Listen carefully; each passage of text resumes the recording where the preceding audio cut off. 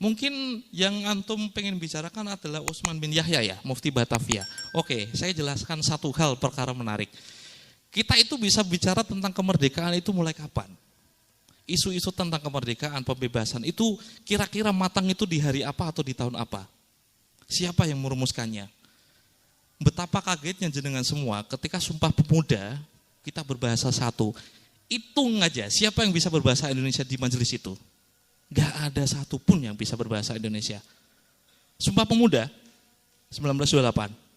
Ketika kita bersepakat berbahasa satu. Orangnya ada berapa? Ada sekitar 150-an. Siapa yang bisa yang bisa ngomong bahasa Belanda? Gak ada satupun.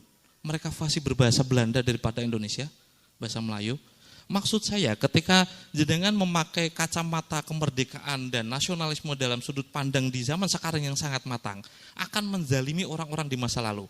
Sampai sekarang itu saya masih meyakini Kenil ya, yang dianggap oleh orang-orang kita sebagai pengkhianat itu bukan 100% pengkhianat. Kalau boleh jujur ya, seharusnya Papua itu tidak boleh kita miliki. Karena yang berhak kita miliki adalah jajahan dari Belanda dan sekutu. Papua yang jajah siapa? Kalau boleh jujur juga, 1945 ketika kita memerdekakan diri dari peristiwa Rengas Dengklok yang agak konyol itu, kita sah sebagai negara yang merdeka enggak? Belanda kan mengakui baru-baru aja. Hukum yang kita pakai apa? Hukum internasional, siapa yang kalah berarti tempat itu menjadi secara administratif menjadi miliknya sekutu kan. Kita kan seharusnya masih menjadi jajahan sekutu waktu itu. Terus kita mendeklarasikan diri. Dari kacamata fikih aja, ada pemerintahan yang sah. Sah dari sudut pandang mana? Dari sudut pandang hukum internasional. Siapa negara yang sah? Otoritas di masa lalu di Nusantara, Hindia Belanda yang sah. Kira-kira siapa? Tadi masih yang nanya mana? Oke. Belanda atau Indonesia pemerintahan yang sah di masa lalu? Yang sah, pemerintahan yang sah di masa lalu itu Belanda atau lain? Belanda. Oke, sah ya. Ketika orang bekerja pada pemerintahan yang sah, itu sebagai PNS biasa atau itu pengkhianat kira-kira? Tinggal dari mana sudut pandang Anda melihatnya itu. Bagi saya Kenil itu ya tentara nasionalis PNS biasa. Habib Utsman bin Yahya itu ya PNS biasa. Masih cukupkah alasan kita untuk memperjuangkan Indonesia? Apa yang kita perjuangkan? Kemerdekaan. Kemerdekaan seperti apa? Saya itu punya pendapat yang cukup buruk sebagai sejarawan. Saya ngerasa Soekarno itu tidak keren-keren amat. Dia itu dikelilingi oleh orang bodoh yang nggak bisa membaca aja itu. Dia bisa berorasi dengan baik gitu. Itu pendapat konyol sebenarnya. Tapi kan itu bisa dibuktikan. Berapa orang yang bisa membaca di waktu itu. Anda bisa bicara dengan fasih di depan orang-orang yang nggak bisa baca itu jadi dewa itu. Nah, intinya ketika Anda berusaha untuk mencari cara bahwa ada pengkhianatan, jangan pakai perspektif zaman sekarang. Kemerdekaan di masa lalu seperti apa? Sangat abu-abu. Otoritas yang sah waktu itu seperti apa? Ya sangat abu-abu. Pemberontakan, mungkin kita bisa melihat yang melawan VOC itu sebagai pahlawan ya, tapi bagi orang di masa lalu mungkin berbeda. Anda bisa ngevonis itu karena tidak hidup di zaman yang seperti itu. Nggak ada medsos. Yang sah itu Belanda. Tidak ada klarifikasi, banyak orang bodoh di sana, tidak ada yang bisa baca, tahu-tahu diakali untuk berperang satu sama lain, tahu-tahu terus ada orang berupaya untuk, udah kita bakar aja pendopo yang milikin Belanda. Itu kira-kira masuk akal ya? Bayangkan Anda hidup di zaman itu, kira-kira masuk akal gak kalau kita memvonis dengan sudut pandang atau kacamata zaman sekarang? Jadi memang melihat sejarah itu tergantung perspektif ya. Bahkan saya dengar itu Gus, Diponegoro itu pemberontak katanya Gus. Memberontak kesultanan ya. Jadi yang menurut kita pahlawan, menurut Diponegoro itu ternyata pemberontak. Saudaraku yang budiman yang dirahmati oleh Allah Subhanahu wa taala dimanapun berada, mohon diperhatikan dengan seksama video yang kami putar sebagai mukaddimah silaturahim kami kali ini. Di dalam video tersebut, menurut saya ada hal yang blunder tentang sejarah yang mesti segera diluruskan dan segera diklarifikasi oleh yang bersangkutan.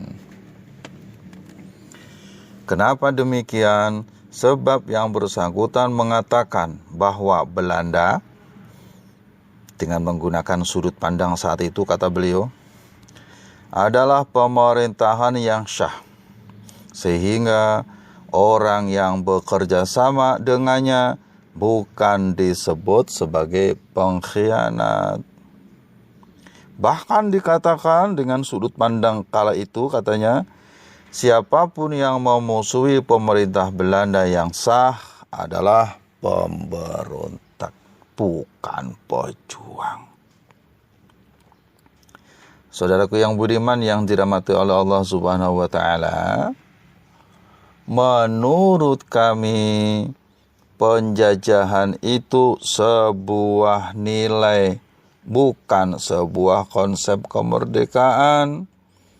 Maka menduduki wilayah yang sah ada penghuninya, ada pemiliknya, ada penduduknya, bahkan ada pemerintahannya, adalah perampasan, perampokan, penjajahan. Wajib bagi siapapun untuk mengusirnya. Allah mengingatkan kepada kita, perangi, usir orang-orang yang mengusir kalian dari tanah tempat tinggal kalian. Apa kata Allah? Jelas nih, kalimatnya sangat indah sekali. Waqtuluhum haitsu saqiftumuhum wa akhrijuhum min haitsu akhrajukum, al-ayah.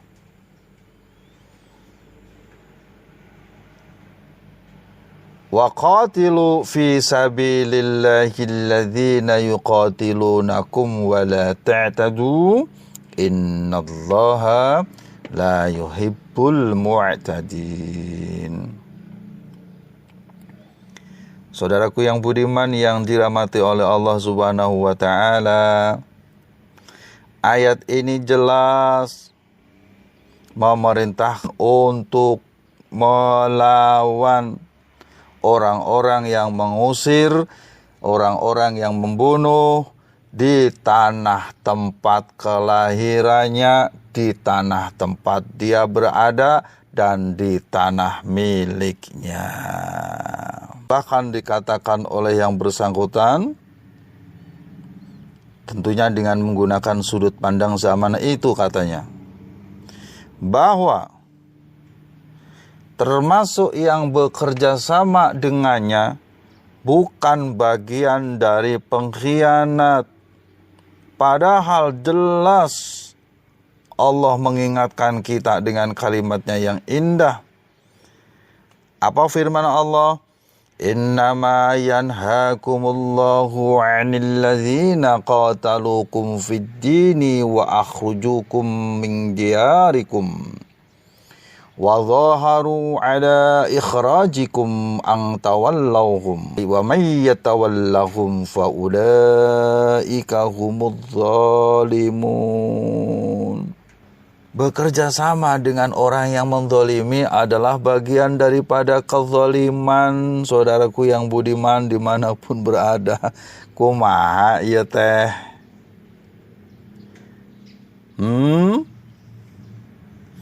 VOC Belanda bukan menduduki wilayah yang kosong, tapi wilayah yang berpenghuni.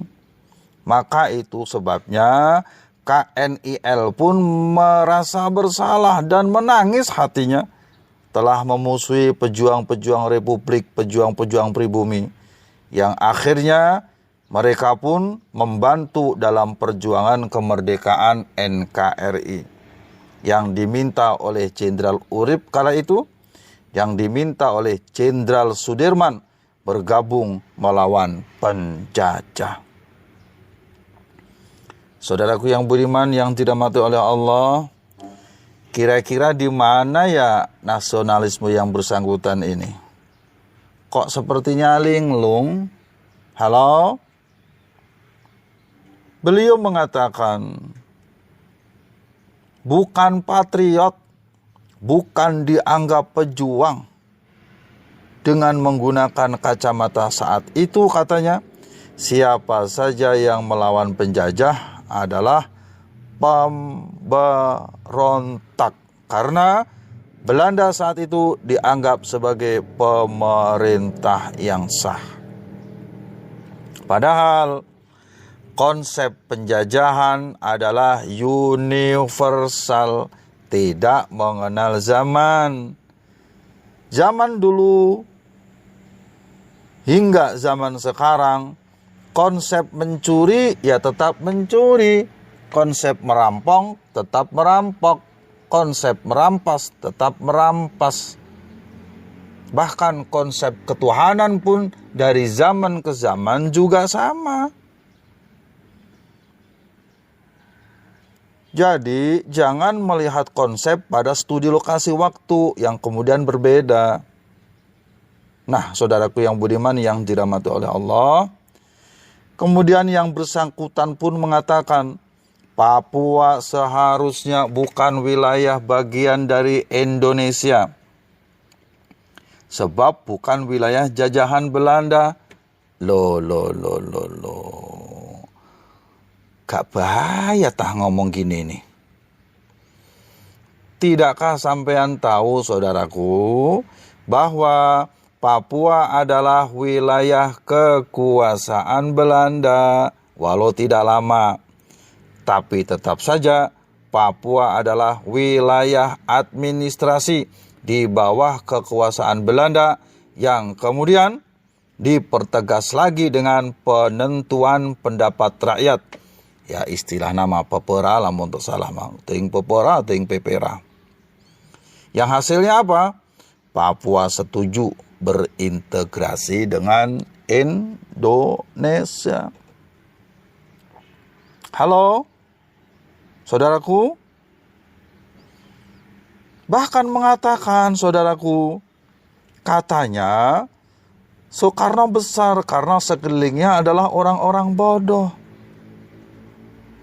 Lah kok bisa orang yang sekelilingnya bodoh semua, kok bisa besar sepanjang zaman ya?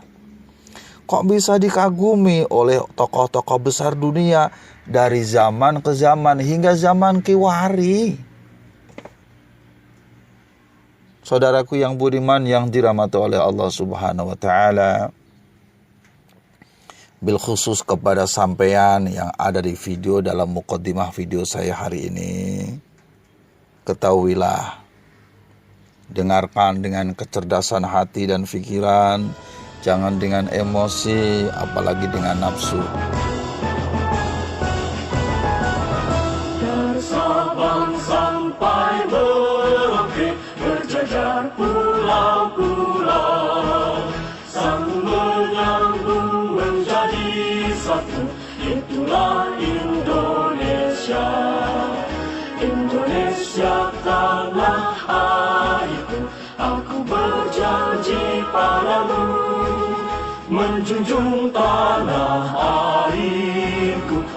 airku Indonesia.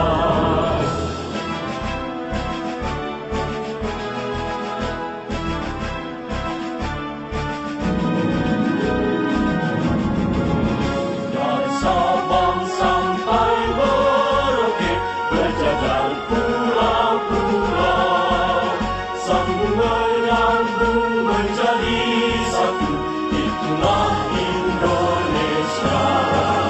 Indonesia tanah airku, aku berjanji padamu, menjunjung tanah. Terima kasih. Semoga semua dalam keadaan sehat walafiat, tiada kurang satu apapun, ada dalam keberkahan, pelindungan, dan ridhonya Allah. Salam dari saya, Abdul Razak Al-Mufti. Assalamualaikum warahmatullahi wabarakatuh.